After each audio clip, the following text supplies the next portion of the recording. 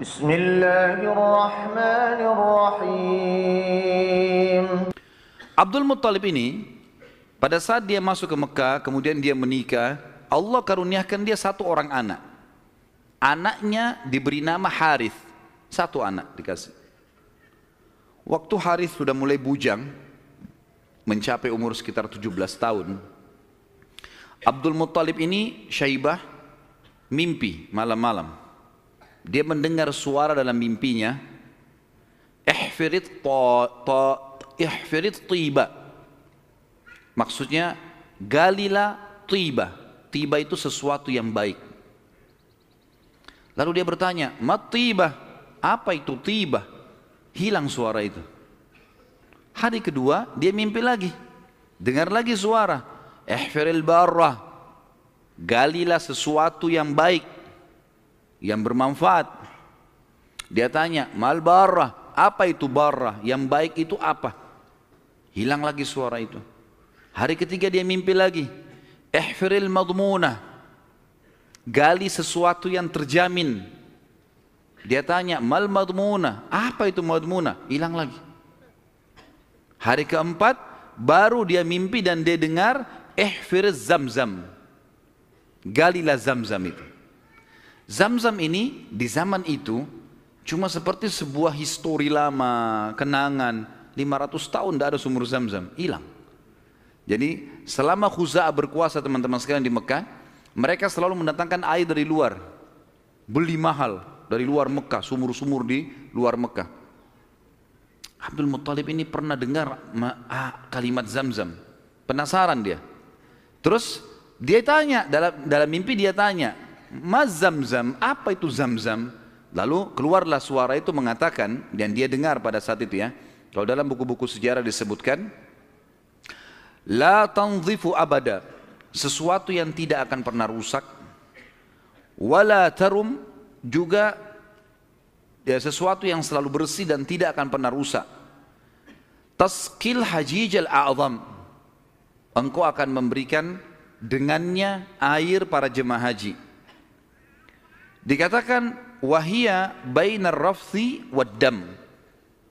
Tempatnya air Zamzam itu berada di antara rafath. Rafath itu bisa berarti busanya darah atau memang darah yang bercampur busa yang bercampur dengan darah atau memang busa air biasanya.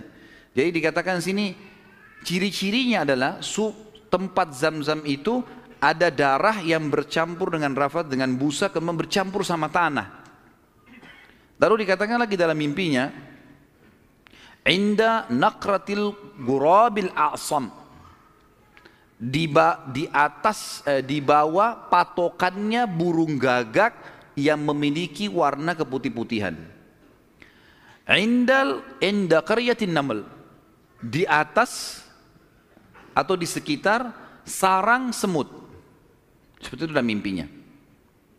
Maka Abdul Muttalib bangun pagi-pagi, penasaran dia dengan mimpi ini. Dan dia tahu mimpi ini gak mungkin main-main.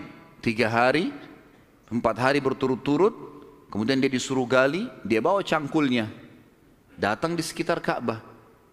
Dia cuma tebak saja kemungkinan dekat Ka'bah nih, karena tidak ada tempat yang lebih agung di Mekah daripada Ka'bah. Dia datang dekat Ka'bah. Dan kalau masih ingat dulu pada pertemuan kita di bulan yang lalu, ada penjelasan tentang 2 patung yang disembah di Mekah, Isaf dan siapa yang ingat? Kalau lupa saya nggak datang lagi Balikpapan. Isaf dan Nailah.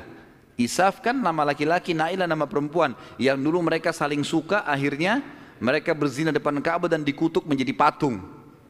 Kan dulu waktu sebelum Amr bin Luhai datang ke Mekah, patung Isaf ditaruh di Gunung Safa, patung Nailah ditaruh di Gunung Marwah untuk peringatan bagi orang-orang. Nih, hati-hati kalau berzina depan Ka'bah dikutuk begini nih, gitu.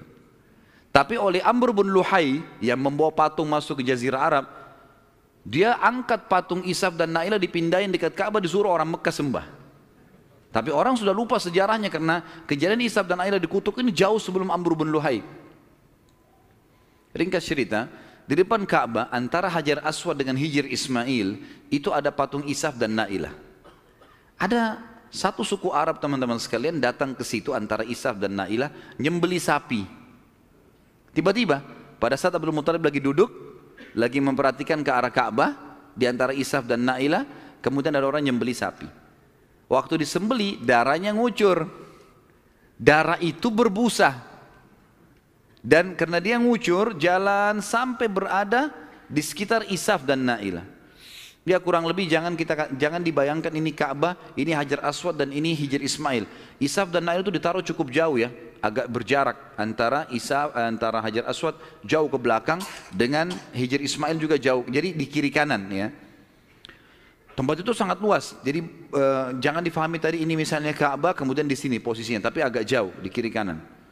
Maka pada saat itu darah ini mengucur dari patung Isaf itu menuju ke tempat di tengah-tengah di situ. Pada saat itu di tengah-tengah. HP-nya siapa nih? Pada saat itu patungnya, darahnya ngalir, kemudian darah itu ngalir menuju ke tengah-tengah antara Isaf dan Nailah ini, dan ada seperti tempat agak turun di lembah Mekah, kan waktu itu masih pasir, lalu darah itu berkumpul di situ. Jadi akhirnya darah sama pasir bercampur. Abdul Muttalib lihat ini isyarat pertama nih. Mimpinya kan tadi darah yang mengalir berbusa yang bercampur dengan tanah, gitu kan. Lalu kemudian dia dekatin tempat itu, darah yang berkumpul itu. Dia temukan tiba-tiba ada burung gagak yang berwarna hitam. Burung gagak biasanya warna hitam ya. Tapi kalau ada burung gagak yang di bagian sayapnya itu ada beberapa bulu warna putih, namanya a'sam dalam bahasa Arab, Ghurabil a'sam. Maka dia lihat ada burung gagak ini mengepakin sayapnya dan mematuk-matuk di atas sekitar darah itu. Dia lihat isyarat yang kedua.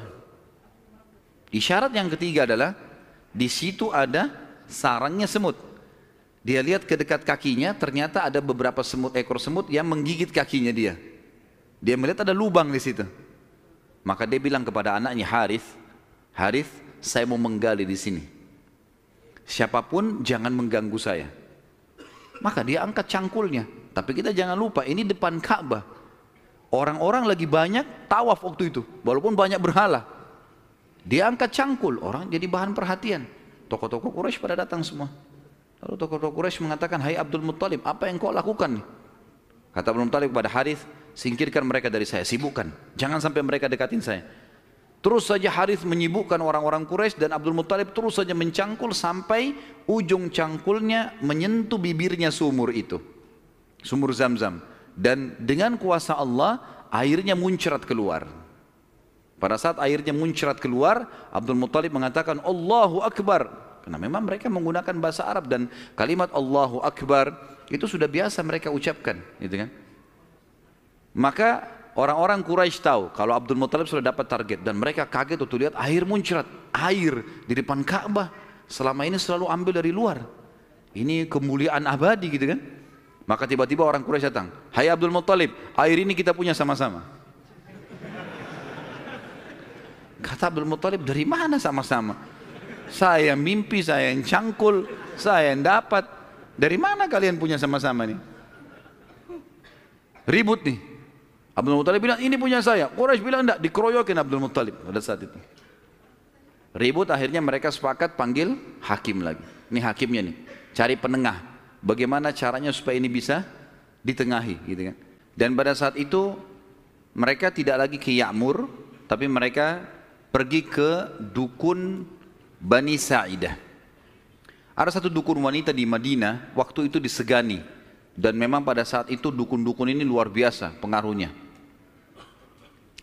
Pergilah Abdul Muttalib bersama dengan tokoh-tokoh Quraisy. Saya tidak temukan jumlah mereka berapa orang, tapi yang jelas mereka semuanya pergi ke sana. Tiba di kota Madinah, ternyata dukun tersebut pergi ke Khaybar. Wilayah lain, nanti akan ada bahasan masalah Khaybar, tapi yang jelas pergi ke Khaybar. Abdul Muttalib sepakat dengan teman-temannya, kejar aja tuh, kita ke Khaybar. Antara Madinah sama Khaybar cukup jauh dan ada padang pasir yang luas sekali. Mereka belum pernah ke Khaybar sebelumnya, jadi masih menerka-nerka jalan. Di tengah jalan mereka kehabisan air.